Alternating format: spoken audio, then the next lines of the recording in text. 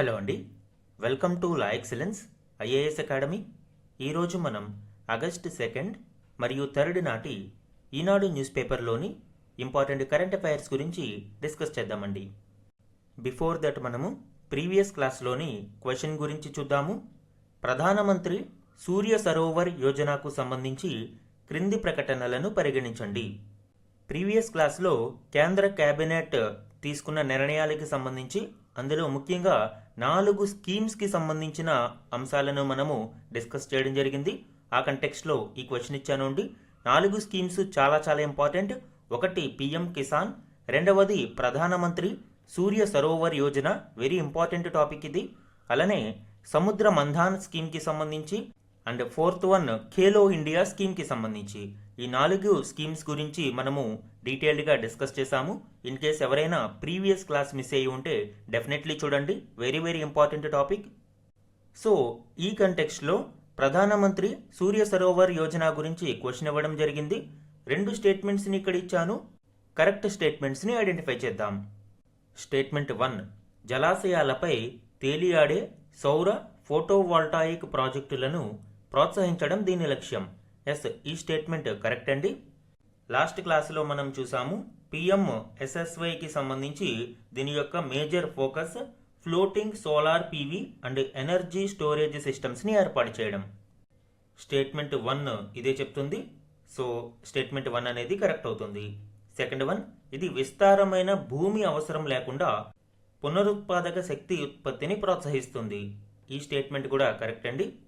ఈ స్కీమ్ యొక్క major benefits గురించి మనము డిస్కస్ చేస్తూ జీరో ల్యాండ్ ప్రెజర్ గురించి డిస్కస్ చేశాము. ఎందుకు అంటే ఈ ఫోటోవాల్టాయిక్ సెల్స్ చెరువులు, సరస్సులు వంటి జలాశయాలలో నీటి ఉపరితలం మీద తేలియాడుతూ ఉంటాయి. సూర్యరశ్మిని వినియోగించుకుని ఇవి రెన్యూవబుల్ ఎనర్జీని ప్రొడ్యూస్ చేస్తాయి. ఈ ప్రక్రియలో ల్యాండ్ యూసేజ్ ఎక్కడా మనకి అవసరం ఉండదు. తద్వారా భూ సేకరణకి సంబంధించిన లీగల్ ఇష్యూస్ కావచ్చు, భూ అవసరం కావచ్చు, ఇందులో మనకి ఉపయోగంలో లేదు.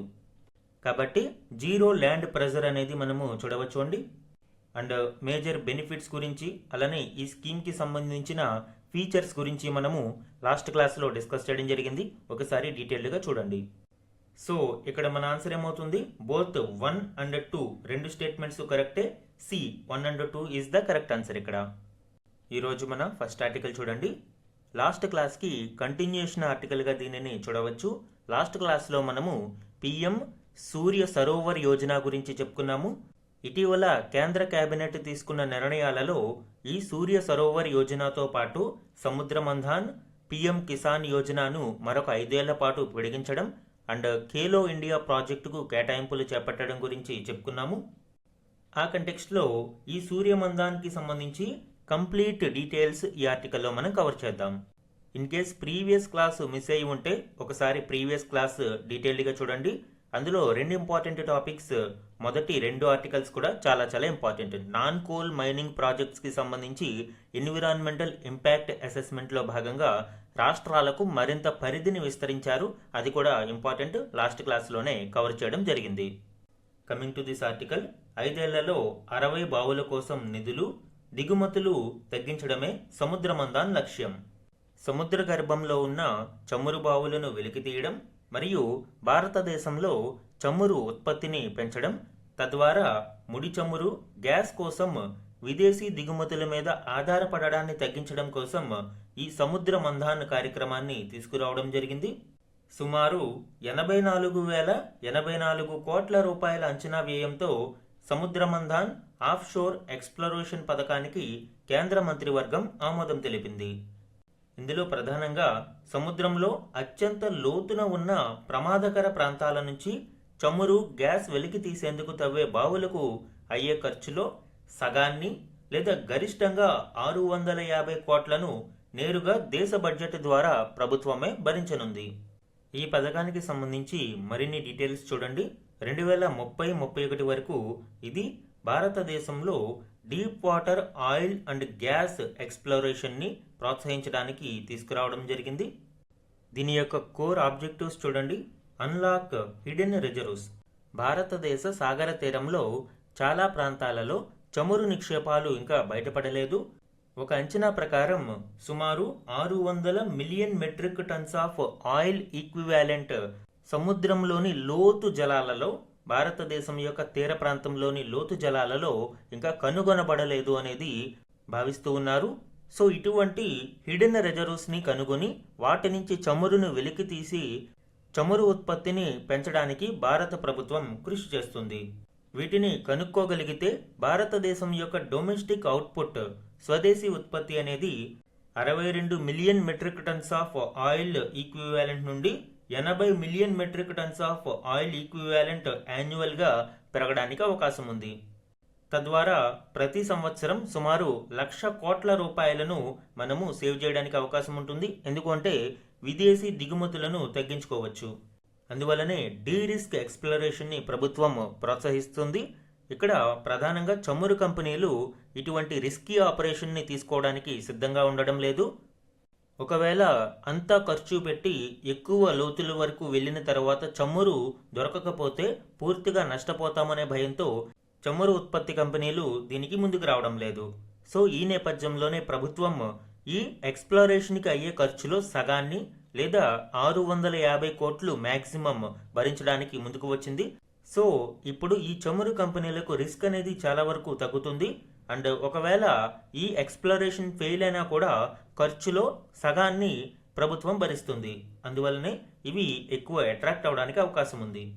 ఈ పథకానికి కేటాయించిన 84,084 కోట్ల రూపాయలను ఏ విధంగా ఫైనాన్షియల్ అలొకేషన్ చేస్తారు అనేది మనం చూస్తే సుమారు 43,200 కోట్ల రూపాయలను డీప్ వాటర్ ఎక్స్ప్లోరేటరీ డ్రిల్లింగ్, ఈ సముద్రంలోని లోతైన జలాలలో చమురు నిక్షేపాలను కనుగొనడానికి చేపట్టే ఎక్స్ప్లోరేటరీ డ్రిల్లింగ్ ఆపరేషన్స్కు 43,200 కోట్లను ఖర్చు చేయనున్నారు. సుమారు 60 deep water or ultra deep water వెల్స్ని దీనిలో ప్రభుత్వం తవ్వించనుంది.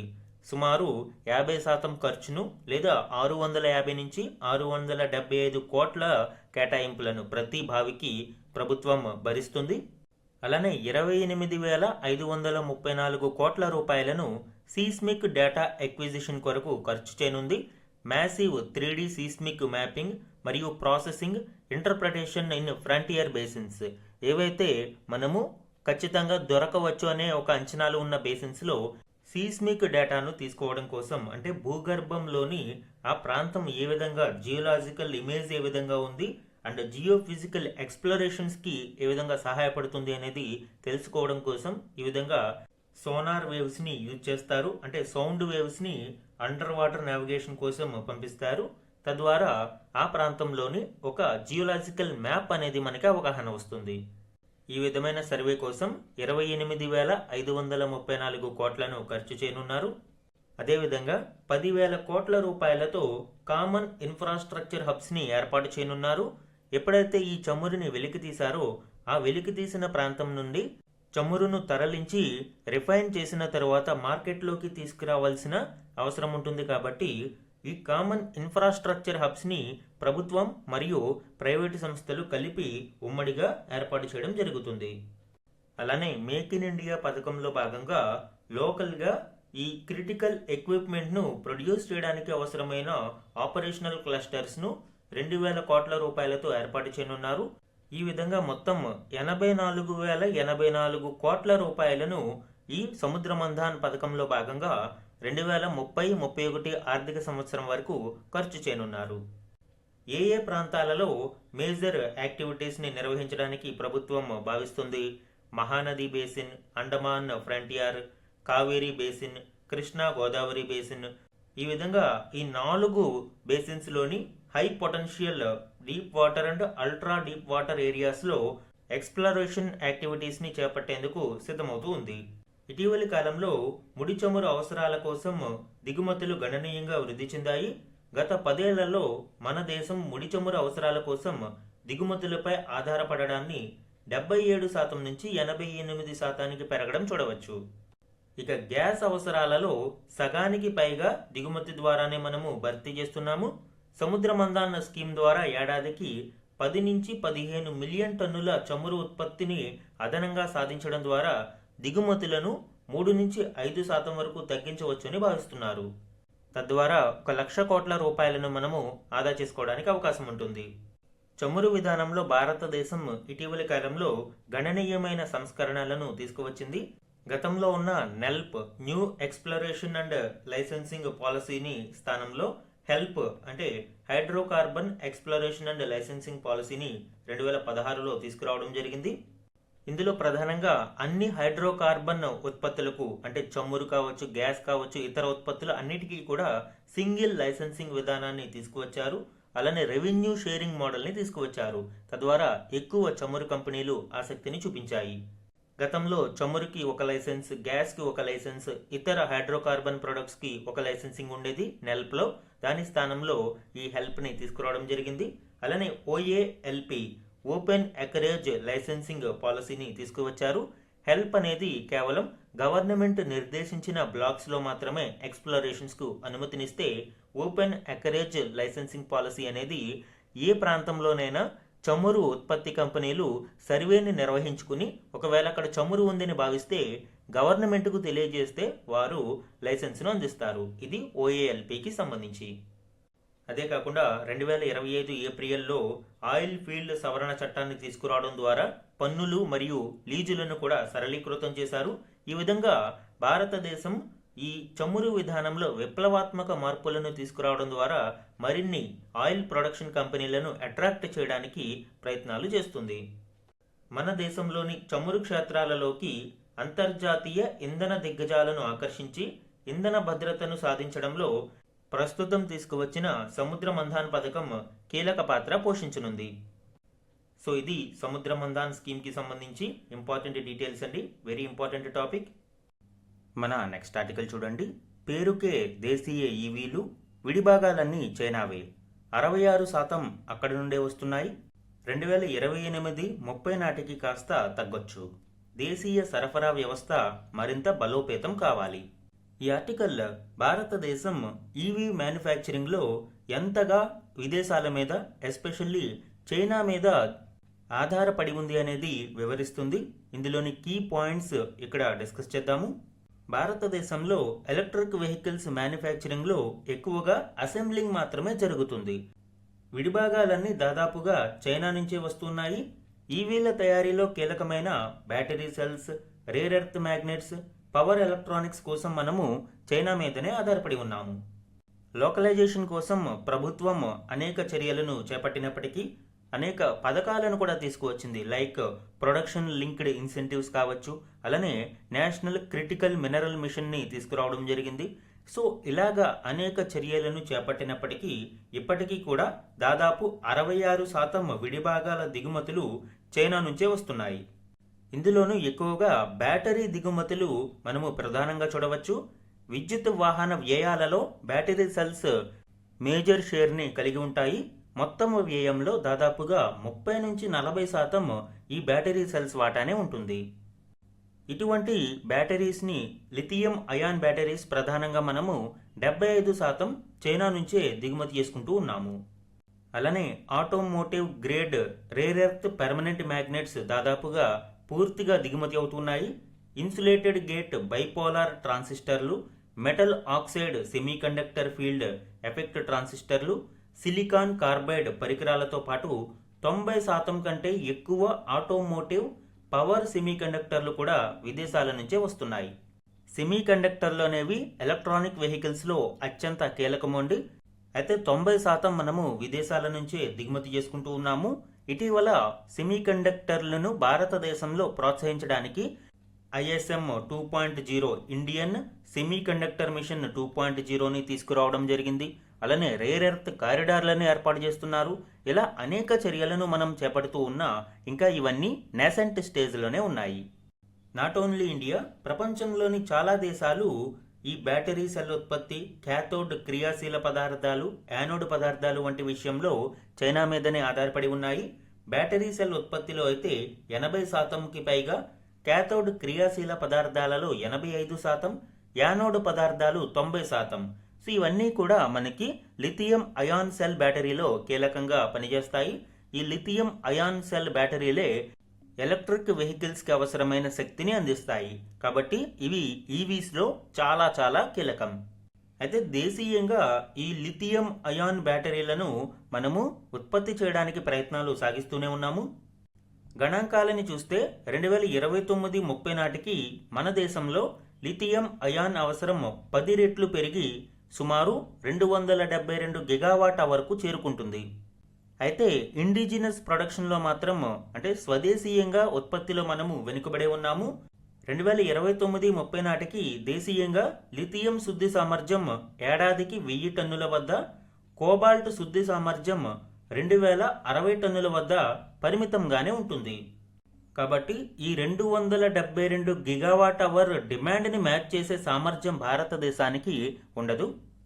2024-25 గణాంకాలను మనం చూస్తే భారత్ కేవలం 715 కోట్ల విలువైన లిథియం అయాన్ సెల్స్ మరియు బ్యాటరీలను ఎగుమతి చేయగా దిగుమతుల పరంగా 41,666 కోట్ల విలువైన సెల్స్ను మనము దిగుమతి చేసుకున్నాం. అందుకే ఇప్పుడు భారతదేశం ఈ ప్రొడక్షన్ లింక్డ్ ఇన్సెంటివ్స్తో పాటు జాతీయ కీలక ఖనిజాల మిషన్ నేషనల్ క్రిటికల్ మినరల్ మిషన్ని ప్రారంభించింది. అలానే దేశీయంగా అరుదైన భూ శాశ్వత అయస్కాంతాల తయారీని స్థాపించడానికి కూడా ఇటీవల కార్యక్రమాన్ని ఆమోదించింది. మినిస్ట్రీ ఆఫ్ హెవీ ఇండస్ట్రీస్ ఆధ్వర్యంలో ఈ రేర్ ఎర్త్ పర్మనెంట్ మ్యాగ్నెట్స్ స్కీమ్ని లాంచ్ చేయడం జరిగింది. తద్వారా భారతదేశంలో 6,000 మెట్రిక్ టన్ పర్ యానం ప్రొడక్షన్ని ఇక్కడ లక్ష్యంగా పెట్టుకోవడం మనం చూడవచ్చు. ఇందులో కాంపిటేటివ్ బిడ్డింగ్ ద్వారా ప్రపంచవ్యాప్తంగా 5 కంపెనీలను సెలెక్ట్ చేస్తారు. ఒక్కొక్క company 1,200 metric ton per annum production గోల్ని ఇక్కడ లక్ష్యంగా పెట్టుకుంటారు. సో 1,200 × 5 ఓవరాల్గా 6,000 metric ton per annum production goal అనేది చూడవచ్చు. 7 సంవత్సరాలు ఈ మిషన్ టైం పీరియడ్ ఇవ్వడం జరిగింది అండి. సో ఈ అరుదైన భూ అయస్కాంతాల ప్రొడక్షన్కి కూడా భారతదేశం ఇప్పుడు ఒక స్కీమ్ని తీసుకువచ్చింది. అలానే అడ్వాన్స్డ్ కెమిస్ట్రీ సెల్స్ ఏసీసీ గిరాకీ కోసం మనకి ప్రొడక్షన్ లింక్డ్ ఇన్సెంటివ్స్ స్కీమ్ని తీసుకువచ్చారు. అయితే 28 గిగావాట్ అవర్కి మన డిమాండ్ చేరింది. సో ప్రస్తుతం కేవలం 1.4 గిగావాట్ అవర్ దేశీయ సెల్ సామర్థ్యం మాత్రమే అందుబాటులోకి వచ్చింది. సో ఎంత డిఫరెన్స్ అనేది మనం చూడవచ్చు. అందుకే భారతదేశం ఎక్కువగా దిగుమతుల మీదనే ఆధారపడుతుంది. మరి ఇప్పుడు వే ఫార్వర్డ్ ఏంటి, ఏ విధంగా చర్యలు తీసుకోవాలి అంటే దేశీయ సెల్ సామర్థ్యం, ఖనిజ శుద్ధి, విడిభాగాల తయారీ అందుబాటులోకి వచ్చినప్పుడు 2028-30 కల్లా చైనాపై ఆధారపడడాన్ని మనము గణనీయంగా తగ్గించవచ్చు. కానీ కొన్ని అంశాలలో ఎస్పెషల్లీ సెల్స్, బ్యాటరీ మెటీరియల్స్, అయస్కాంతాలు, ఎలక్ట్రానిక్స్ రంగాలలో చైనాతో అనుసంధానమైన వాటాను 50% కంటే తక్కువకు తీసుకురావడానికి మనకి కొంత టైం పడుతుంది. 2035 కల్లా ఇది సాధ్యమయ్యే అవకాశం ఉంది. సో ఈ విధంగా ఎలక్ట్రిక్ వెహికల్స్ మ్యానుఫ్యాక్చరింగ్లో కూడా భారత్ ఆత్మనిర్భరతను సాధించడానికి అనేక చర్యలను చేపట్టింది. ఇప్పుడు ప్రస్తుతం చూస్తే 90% పైగా మనము చైనా మీదనే ఆధారపడి ఉన్న 2035 కల్లా పరిస్థితిని మనము 50% కంటే దిగువకు తీసుకువచ్చే అవకాశం ఉంది. కొన్ని అంశాలలో పూర్తిగా మనము స్వదేశీయంగానే అభివృద్ధి చేసుకునే అవకాశం ఉంది. సో ఇది ఎలక్ట్రిక్ వెహికల్స్కి సంబంధించి ప్రస్తుతం భారతదేశంలో అసెంబ్లింగ్ మాత్రమే జరుగుతుంది తప్ప విడిభాగాల మ్యానుఫ్యాక్చరింగ్ జరగడం లేదు అని ఈ ఆర్టికల్లో వివరించడం జరిగింది. ఇందులో మనకి నేషనల్ క్రిటికల్ మినరల్ మిషన్ గురించి ఇంపార్టెంట్ అండి. ఎగ్జామ్స్లో అడిగే అవకాశం ఉంది. మన ప్రీవియస్ క్లాసెస్లో డీటెయిల్డ్గా డిస్కస్ చేసుకున్నాము. అలానే rare earth permanent magnets scheme గురించి ఇంపార్టెంట్. ఈ రెండు ఒకసారి చూడండి. మన నెక్స్ట్ ఆర్టికల్ చూడండి. 1.78 లక్షల కోట్ల రూపాయలకు రక్షణ ఉత్పత్తులు ఐసీసీ సదస్సులో వెల్లడి. ఈ ఆర్టికల్ భారతదేశం డిఫెన్స్ మ్యానుఫ్యాక్చరింగ్లో ఆత్మనిర్భరతను సాధిస్తూ ఎక్స్పోర్ట్స్ను మరింత వృద్ధి చేస్తూ ఉండడం గురించి వివరిస్తుంది. ఇందులోని కీ పాయింట్స్ ఇప్పుడు చూద్దాం.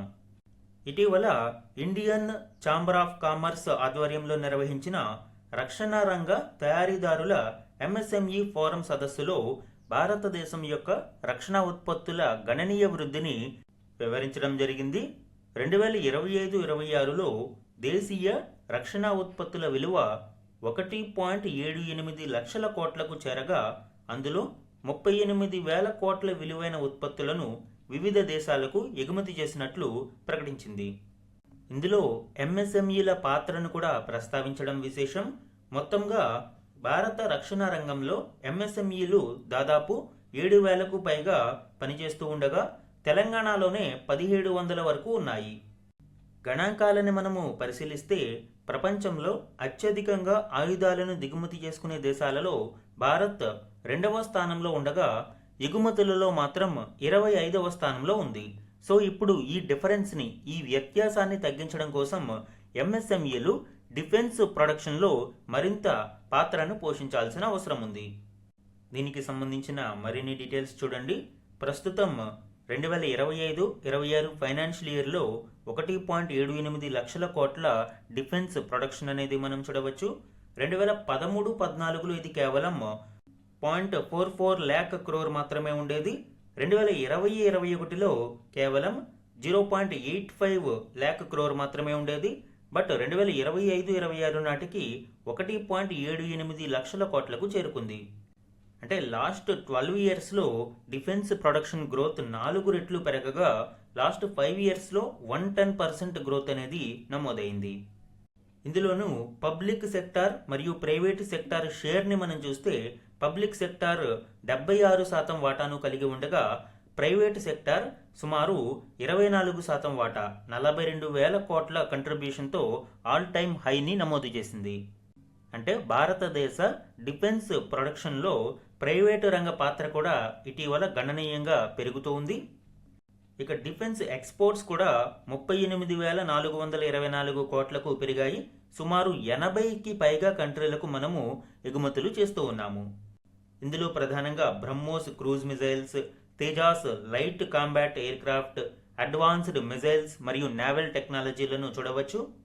ఇక భవిష్యత్తులో 2029 నాటికి యాన్యువల్ మ్యానుఫ్యాక్చరింగ్ 3 లక్షల కోట్లకు మనము లక్ష్యంగా పెట్టుకున్నాము.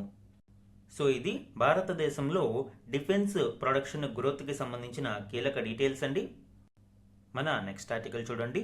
మత్తు వీడితే ఉజ్వల భవిత మీదే, యువతకు ప్రధాని మోదీ పిలుపు. మాదక ద్రవ్య రహిత భారత్ లక్ష్యంగా 100 వారాల ప్రచారం ప్రారంభం.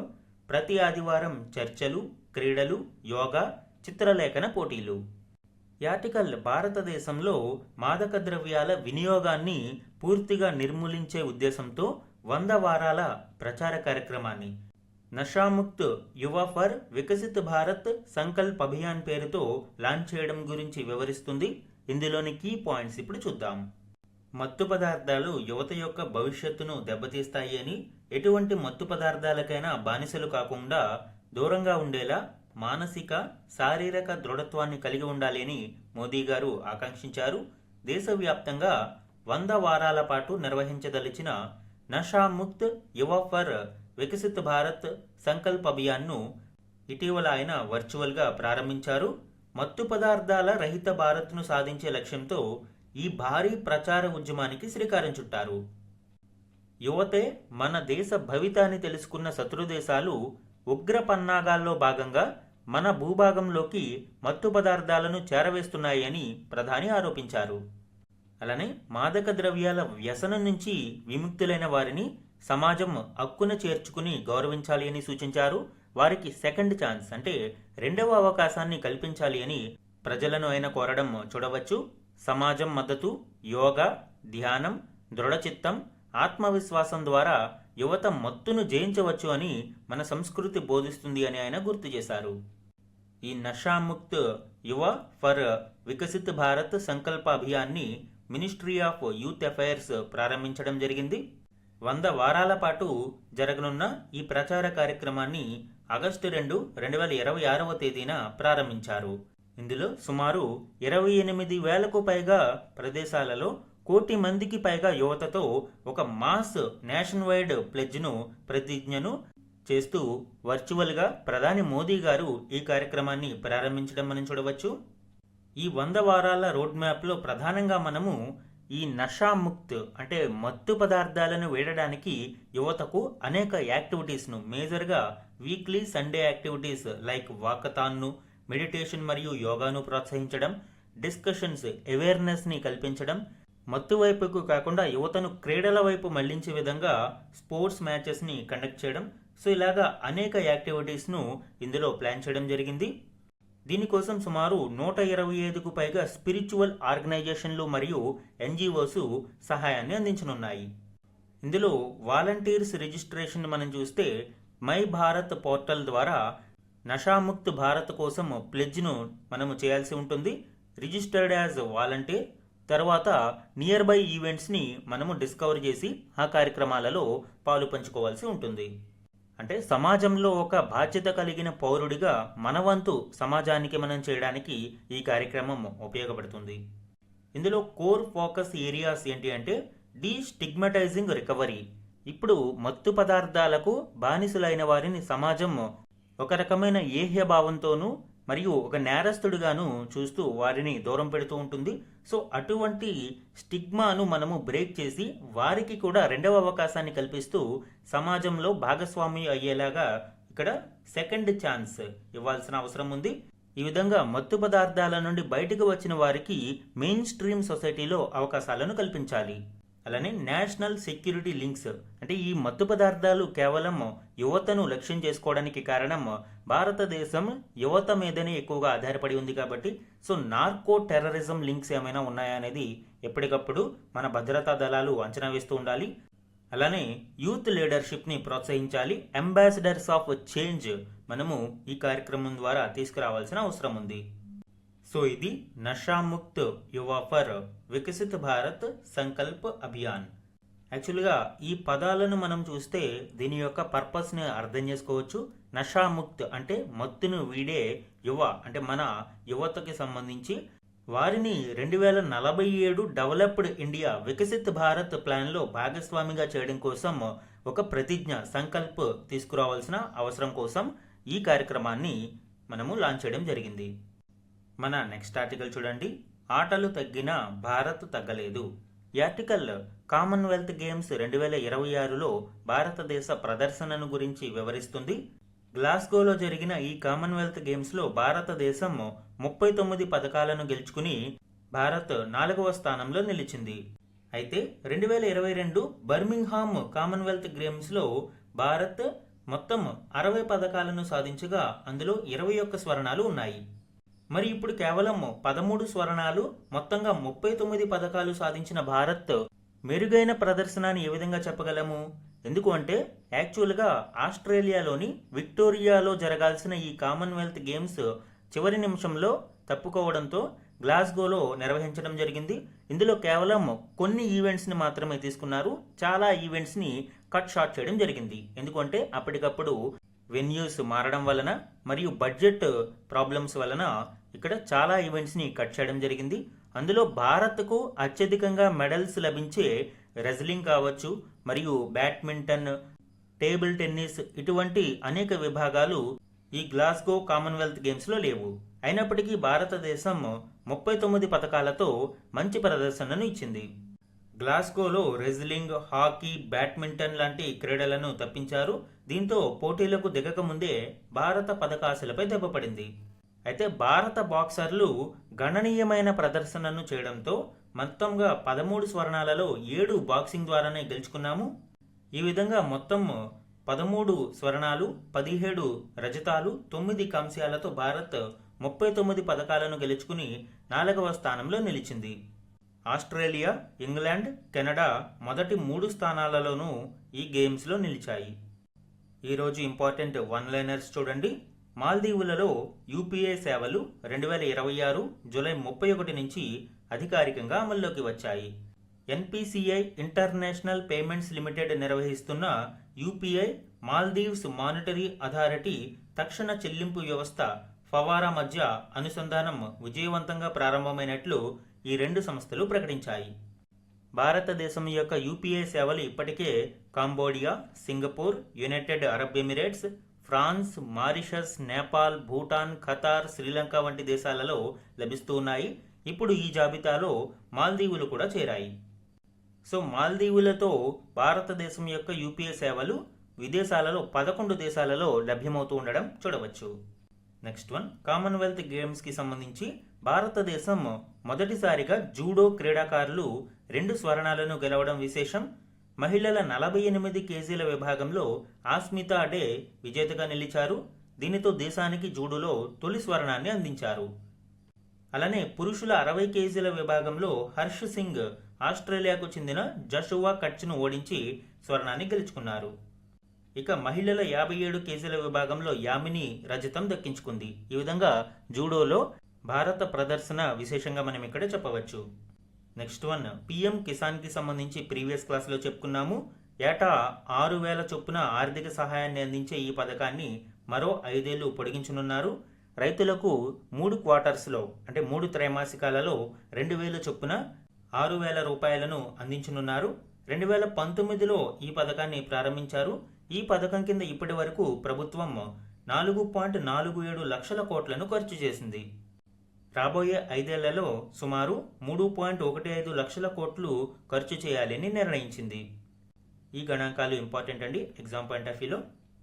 Next one, extreme weather grade diesel గురించి మనము ప్రీవియస్ క్లాస్లో చెప్పుకున్నాము. సో దీనికి సంబంధించి -42 డిగ్రీ సెల్సియస్లో కూడా శీతల ఉష్ణోగ్రతలను తట్టుకుని ఈ డీజిల్ వర్క్ చేస్తుంది.